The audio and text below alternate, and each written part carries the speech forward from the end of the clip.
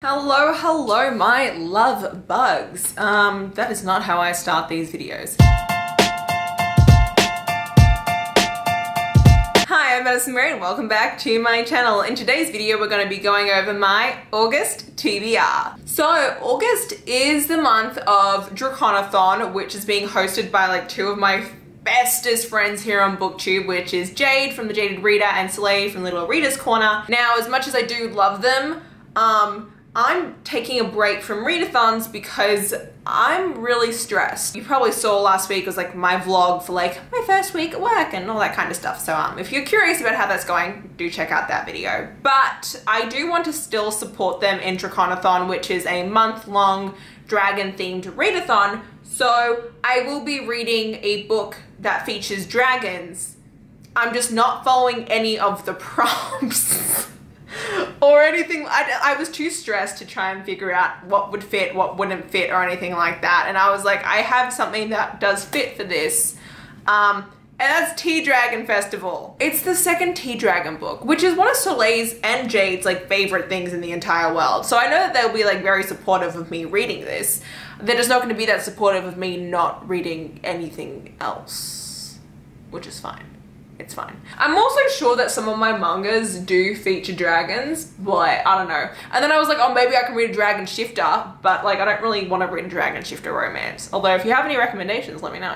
Anyway, I do have 4 arcs to read in the month of August, so I'm going to start with those and then I'll give you the other books that I want to read at the end. First one I have on August 17th is How We Fall Apart by Katie Zhao. Now this is dark academia boarding school. Is it boarding school? It's a prep school. Is it prep school or boarding school?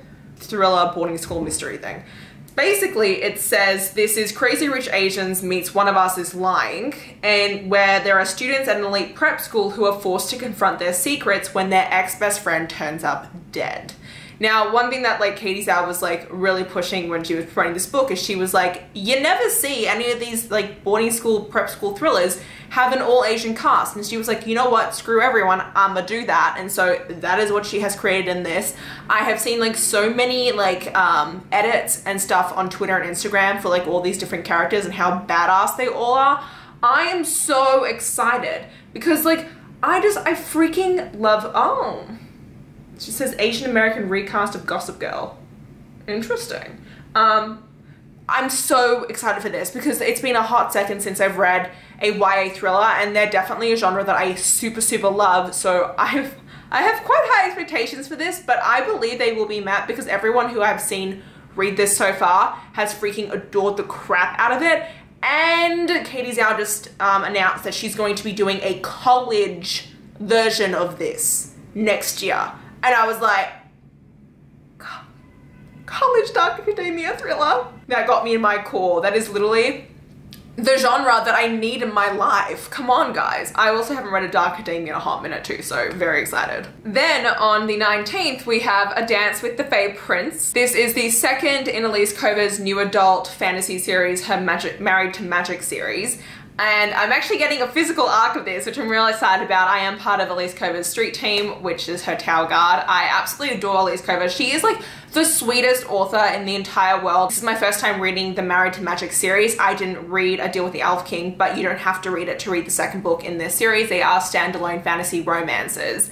And this one is pitched as like Cinderella meets the Cruel Prince. So it's this human girl who has an arranged marriage to a fae prince. And I'm so excited for this because the main character, like her hand was being sold in an arranged marriage and she was like, okay, like it'll be fine, like I'm not worried. And then it was like, bam, a fae prince. And she's like, haha, no. Then on August 24th, we have Bombshell by Sarah Maclean. I have not read a Sarah Maclean historical romance yet, but she's very high up on my TBR of authors I want to try. So this one is actually set in London and it's part of her new Hell's Bells series. So we're following Lady Cecily Talbot and she has a really bad reputation. A scandal happened years and years ago and now everyone just thinks that she's kind of like a Ray guess essentially. And so no one really bats an eye when like every single time there's a ball, she will like lure men away and like go into the gardens with them. They all are like, oh, we know what's happening. The truth is they really don't know what is happening. And then we have Caleb Calhoun, who is Cecily's brother's best friend, who has like